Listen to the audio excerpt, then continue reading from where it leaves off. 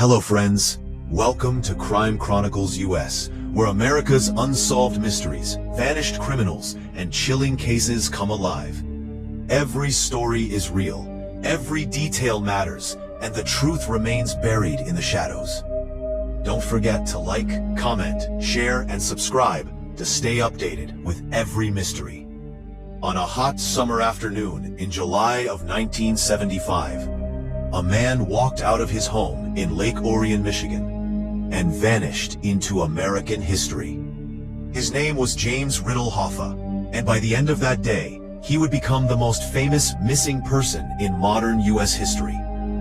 Hoffa was not just another Union leader. He was power wrapped in flesh, ambition sharpened into a weapon, a man who bent industries, politicians, and criminals alike to his will.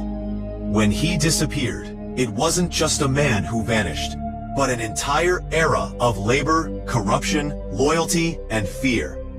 Jimmy Hoffa was born in 1913 in Brazil, Indiana, the son of a coal miner who died when Jimmy was just 7 years old. His mother moved the family to Detroit in search of work, and it was there that Hoffa's worldview was forged. Detroit in the 1920s was a place of grinding labor and ruthless management. Workers were expendable. Unions were crushed, and survival belonged to the loudest, toughest, and most relentless. Hoffa dropped out of school at 14 and went to work in warehouses and grocery distribution centers, where he quickly learned two things. Workers had strength in numbers, and management only respected force. By his late teens, Hoffa was already organizing strikes. He had a natural gift for leadership, but also for intimidation. He remembered names, faces, grudges. He could rally a room with fiery language and then quietly threaten a man in the hallway with the same ease. Hoffa understood power intuitively. He knew that unions weren't just about better wages. They were about leverage. And leverage meant control over transportation, over supplies, over time itself. That insight led him to the Teamsters, the International Brotherhood of Teamsters, a union that represented truck drivers. Truck drivers were the bloodstream of American commerce. If they stopped moving, everything stopped. Hoffa saw the potential immediately. Throughout the 1930s and 1940s, he helped turn the Teamsters into one of the most powerful unions in the country. Membership exploded. So did Hoffa's influence. But power attracts predators, and Hoffa was not afraid of them. In fact, he embraced them. The mob and the Teamsters grew together. Organized crime saw unions as cash machines, and Hoffa saw the mob as muscle. Pension funds were raided. Loans were made to mob-controlled casinos in Las Vegas, and union elections were influenced through threats and violence. Hoffa denied nothing outright and admitted nothing either. He lived in the gray space where everyone knew what was happening, but no one could prove it. By the 1950s, Hoffa was a national figure. He sparred publicly with Robert Kennedy during televised Senate hearings. Kennedy despised Hoffa and made it his personal mission to destroy him. Hoffa, in turn, mocked Kennedy relentlessly, portraying him as a spoiled elitist who didn't understand working-class America. Their feud became legendary, two men locked in a war of wills that symbolized a broader battle between law enforcement and organized labor's dark underbelly. In 1957, Hoffa became president of the Teamsters. At his peak, he controlled over 2 million members and billions of dollars. Politicians courted him. Criminals feared him. Workers worshipped him. But the walls were closing in. In 1964, after years of investigations and failed prosecutions, the government finally got Hoffa. He was convicted of jury tampering and misuse of pension funds and sentenced to 13 years in federal prison. It was a stunning fall for a man who had always believed he was untouchable. Hoffa went to prison bitter, angry, and plotting his return. In 1971, President Richard Nixon commuted Hoffa's sentence after just 4 years. But there was a condition. Hoffa was barred from union activity until 1980. To most people, this would have been a golden retirement. Hoffa had money, fame, and influence. But to Jimmy Hoffa, it was a death sentence. The Teamsters were his identity. Without them, he was nothing. And worse, the union had moved on without him. While Hoffa was in prison, power within the Teamsters had shifted. His hand-picked successor, Frank Fitzsimmons, was widely viewed as a weak leader, but one who played well with organized crime. Hoffa wanted his throne back. The mob, however, was no longer sure they wanted him.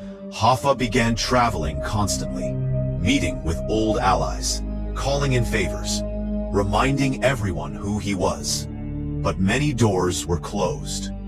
Some people returned his calls out of fear or nostalgia. Others didn't return them at all. To the mob, Hoffa had become a liability. He was unpredictable, loud, and unwilling to accept the new order. The pension fund money was flowing smoothly. Las Vegas was booming. Hoffa's return threatened stability. Still, Hoffa believed he could negotiate his way back. He always had. By the summer of 1975, Hoffa was obsessed with reclaiming the Teamsters presidency. He talked about it constantly. Friends noticed he was more paranoid than usual, yet strangely confident. He believed he was on the verge of a breakthrough. On July 30th, 1975, Hoffa left his house around 1 p.m. He told his wife he was going to a meeting in suburban Detroit at the Matches Red Fox restaurant in Bloomfield Township. The meeting was supposed to be with two powerful mob figures, Anthony "Tony Pro" Provenzano, a New Jersey mobster and Teamsters official, and Anthony "Tony Jack" Giacalone, a Detroit mob boss. It was a high-stakes meeting. If Hoffa could make peace with these men, he believed his path back to power would open. Hoffa arrived early. He was seen pacing in the parking lot, visibly agitated. He made phone calls from a nearby payphone, complaining that he'd been stood up. Witnesses saw him talking to people, checking his watch, growing increasingly frustrated. At around 2:45 p.m., Jimmy Hoffa vanished. His car was found in the parking lot. The doors were unlocked. There were no signs of struggle, no blood, no witnesses who saw him leave willingly or forcibly. He simply disappeared. At first, many assumed Hoffa would resurface. He'd survived threats before. But as hours turned into days, and days into weeks, it became clear that something unprecedented had happened. The FBI launched one of the largest investigations in its history. Hundreds of agents, thousands of interviews. Every mob figure with even a distant connection was questioned. But there was no body, no crime scene, and no physical evidence. The prevailing theory quickly emerged. Hoffa had been murdered by organized crime. But the how, where, and by whom became a puzzle that still hasn't been solved. Tony Pro and Tony Jack both denied being at the meeting. Provenzano was in New Jersey that day, according to records. Giacalone claimed he was out of town. Alibis were shaky, but not easily broken. Over the years, dozens of confessions surfaced. Small-time criminals, deathbed witnesses, prison informants. Each claimed to know what happened to Hoffa. Each story conflicted with the others. Some said Hoffa was lured into a car, killed, and buried in a shallow grave. Others claimed he was cremated. Still others insisted his body was compacted and dumped in a landfill. One infamous rumor suggested he was buried under Giants Stadium. None of it was proven. What made the Hoffa case unique was not just the mystery, but the silence. Organized crime figures talked about everything eventually. But on Hoffa, they were united in refusal. Even hardened mobsters who became informants drew the line there. It suggested that Hoffa's disappearance was not just a hit, but a sanctioned execution, approved at the highest levels of organized crime. A decision made carefully, quietly, and permanently. As the years passed, Hoffa's legend grew. He became a symbol of corruption, of working-class power, of betrayal. His face appeared on posters, documentaries, and conspiracy boards. Everyone had a theory. No one had proof. For Hoffa's family, the absence was torture. No funeral, no grave, no closure. His wife waited years before having him declared legally dead. And still, the question lingered. How does a man that powerful simply vanish? The answer may lie not in what Hoffa did wrong, but in what he refused to accept. He could not accept irrelevance. He could not accept retirement. He could not accept that the world had moved on without him. In the end, Jimmy Hoffa may have been killed, not because he was weak, but because he was too strong for a system that no longer wanted him. And somewhere between ambition and arrogance, loyalty and betrayal, his story slipped into legend, leaving behind a single unanswered question that still echoes nearly half a century later. As the investigation dragged on, the FBI slowly came to a sobering realization. Jimmy Hoffa had not vanished by accident, nor had he been killed in a moment of rage or chaos. Everything about his disappearance suggested planning, discipline, and approval from the very top. Hoffa had lived by power, and power had finally turned against him. One of the most enduring aspects of the case was how perfectly ordinary that day seemed. Hoffa wasn't hiding. He wasn't running. He didn't sense danger. That alone ruled out many possibilities. Hoffa was paranoid by nature. If he suspected betrayal, he would not have shown up alone, early and unarmed. Whoever arranged the meeting understood Hoffa's psychology. They knew how to make him feel safe. Investigators believe Hoffa was convinced that the meeting would resolve lingering tensions with the mob. He believed he could negotiate, threaten, charm, or guilt his way back into relevance. What he failed to understand was that negotiations were already over. By the mid-1970s, organized crime had changed.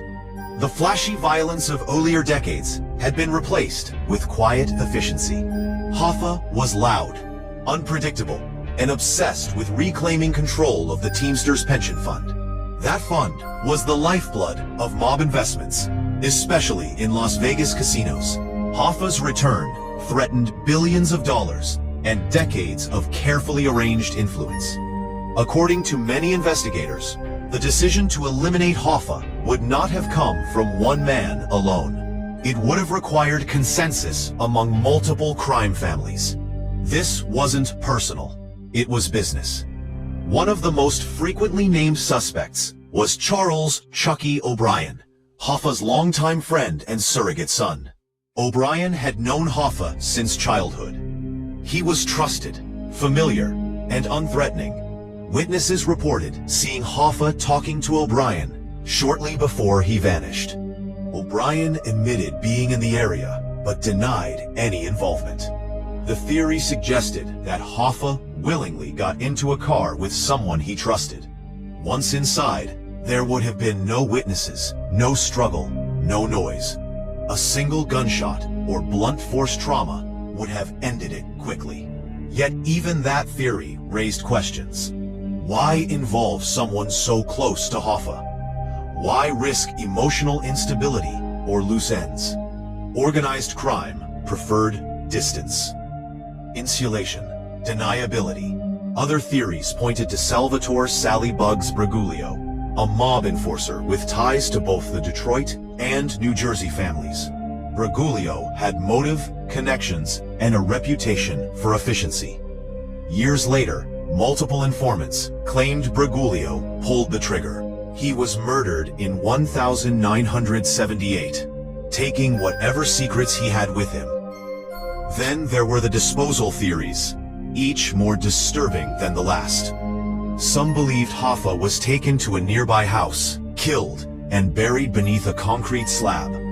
Others insisted he was transported to a mob-owned funeral home and cremated. One informant claimed Hoffa's body was processed in a meat rendering plant, destroyed beyond recovery. The infamous Giants Stadium rumor captured the public imagination, but was later debunked. Time and again, the FBI followed leads, dug up landfills, searched barns, homes, and industrial sites. Each search ended the same way: nothing. What made the Hoffa case uniquely frustrating was the absence of a body. Without physical evidence, prosecutors were powerless. They knew who was responsible in a broad sense, but not how to prove it in court. Silence, loyalty, and fear formed an unbreakable wall. As decades passed, the people involved aged, went to prison, or died. With each death, another piece of the puzzle disappeared forever. Deathbed confessions surfaced periodically, often contradicting one another. Some seemed credible. Others felt like attempts at relevance.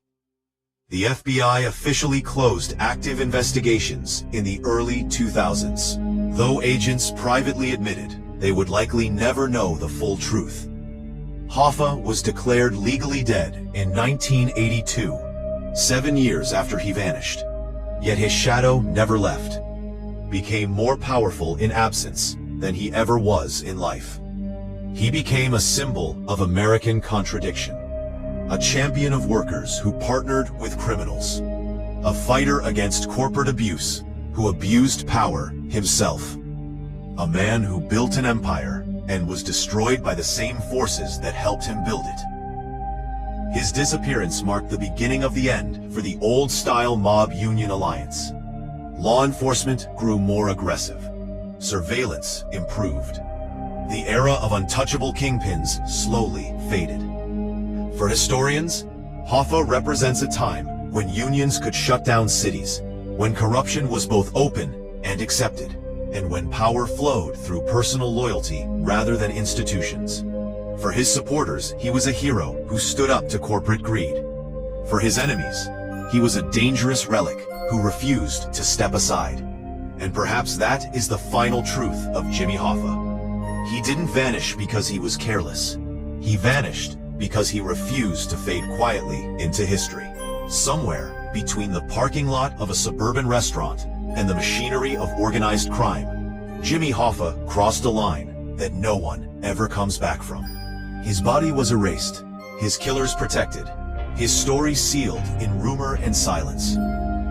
All that remains is the question that continues to haunt investigators, historians, and the public alike. Did Jimmy Hoffa believe right up until the final moment that he was still in control?